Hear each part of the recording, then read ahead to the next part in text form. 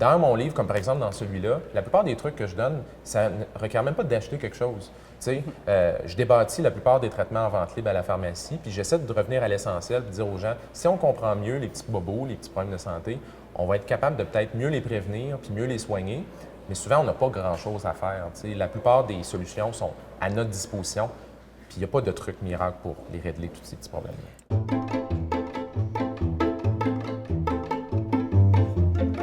Olivier Bernard, bienvenue. Merci. Tu es connu comme étant le pharmacien. Tu as un blog depuis 3 ans déjà. Oui, 3 ans. L'année passée, tu as sorti Le Pharmacien, donc aux éditions Les Malins. Ouais. Et cette année, tu reviens avec un tout nouveau tome, Le Pharmacien 2, où tu explores le monde des petits et des gros bobos. C'est quoi l'utilisation recommandée de ce guide?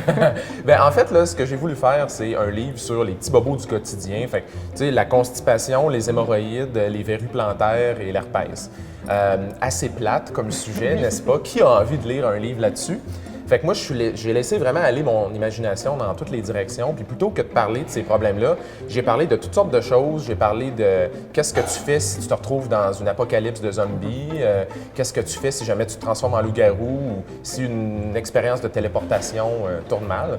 Puis à travers ces espèces de petites histoires-là qui sont vraiment bizarres, mais en même temps super drôles puis punchées, bien, en même temps, on apprend comment traiter toutes sortes de petits problèmes de santé qu'on peut avoir au quotidien. Fait que moi, c'est ça que j'aime, c'est de faire en sorte que les gens apprennent sans se rendre compte qu'ils apprennent. Je me suis vraiment amusé dans le livre à les sortir, les trucs de grand-mère, puis à voir, OK, qu'est-ce qu'il y a de l'allure, puis qu'est-ce qu'il y a moins d'allure là-dedans. Pour le rhume, par exemple, il y a l'idée de se mettre du Vicks en dessous des pieds avec des gros bas de laine, ou encore de se faire une mouche de moutarde, où on se met de la moutarde forte sur la poitrine, ou tout ça.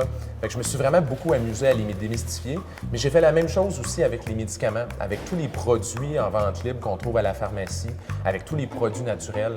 Donc, tous ces traitements-là, qui soient très ésotériques ou très supposément crédibles, ils subissent tous le même traitement dans le monde. Les zombies, les Nintendo, Batman, les tyrannosaures, Jurassic Park, on trouve plein de références comme ça. Ouais. Par la suite, tu nous démontres un peu quels sont les effets de la maladie, les traitements possibles, les bons et les mauvais. Et ensuite, j'aime bien la petite section à la fin qui est quand consulter, qui est un peu la section quand est-ce qu'il faut paniquer ou pas. C'est ça. C'est très pratique, c'est bien. C'est ça. Ben, tu sais, à un moment donné, c'est que le fond de l'ouvrage est extrêmement sérieux. Puis les gens vont s'en rendre compte. À la fin, j'ai une liste de références. Là. Tu sais, la quantité de recherche là-dedans, là, c'est incroyable le temps que ça m'a pris. Fait que le fond, il est très, très, très solide. Tu sais. Je l'ai fait réviser par des médecins, des pharmaciens, des infirmières. Fait que c'est un livre qui est sérieux, mais dans son contenu, mais dans la forme que ça prend, c'est complètement éclaté.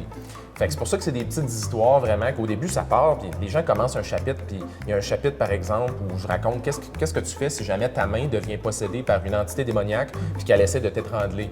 Là, les gens sont comme, mais où c'est que ça s'en va cette histoire-là de main qui veut l'étrangler? Puis là, tout d'un coup, je commence à parler d'eczéma, puis là, ça commence à avoir un rapport, puis j'essaie de garder le fil conducteur là-dedans. Puis à la fin, quand consulter, là, c'est le retour un petit peu à qu'est-ce qui est plus sérieux. Oui. Moi, vraiment, ce livre-là, je l'ai créé comme un guide anti-panique aussi. Oui. Je pense que si les gens comprennent mieux ce qui se passe dans leur corps, souvent, ils vont être capables de rationaliser les choses un petit peu mieux, puis moins capoter quand ils ont des petits symptômes, finalement. Est-ce que écrire un livre comme ça, c'est à temps plein ou... Oui. Moi, je me mets off du travail pendant 4 mois, puis je fais ça à temps plein pendant 4 mois. Et puis ensuite, ma blonde vient me ramasser à la petite cuillère. Là, et puis finalement, je reviens parmi le monde des vivants. C'est ça le processus créatif, essentiellement. Merci beaucoup, Olivier, d'être venu avec nous. Puis on souhaite bonne lecture à tout le monde. Merci de m'avoir invité. C'est plaisir.